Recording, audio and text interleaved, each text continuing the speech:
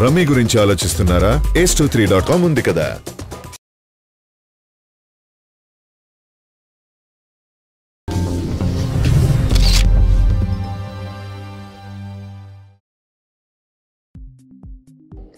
Ram Charan Sukumar cinema సంగతి భలే చిత్రంగా ఉంది. ఈ సినిమా లొకేషన్ కోసం చేసిన కసరత్తు ఇంత అద్దా కాదు.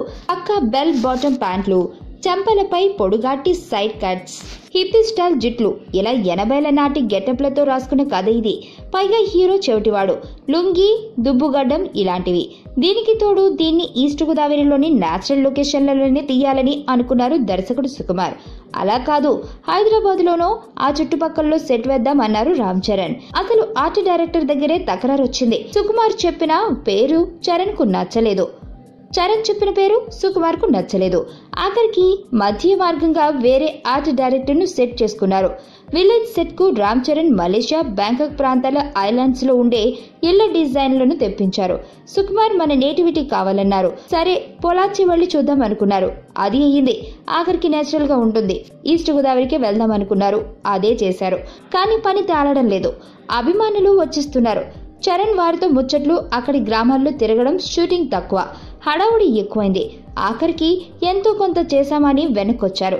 ఇక్కడ కొన్ని సెట్లు వేసి వర్క్ ప్రారంభించారు. ఇక ఈ అండలు జనాల సమస్య.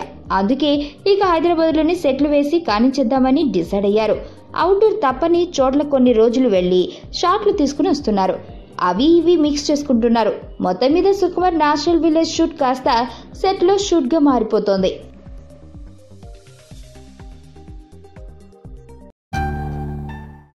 నా పేరు ధనుష్ రిషి. అందరూ ముద్దుగా దరి దరి అని పిలుస్తుంటారు. దేవుడికి నా పైన ఉన్న క్లారిటీ, నా బ్యాడ్ లక్ ఉన్న గ్రావిటీ నాకు చిన్నప్పుడే అర్థమైంది. నా లైఫ్లో లక్ ఫ్యాక్టర్ రాంగ్గా ఉండొచ్చు, కానీ లవ్ ఫ్యాక్టర్ మాత్రం చాలా స్ట్రాంగ్గా ఉంది. ఒక మనిషి చేయి చూసి తన జాతకం మొత్తం చెప్పేయగలను.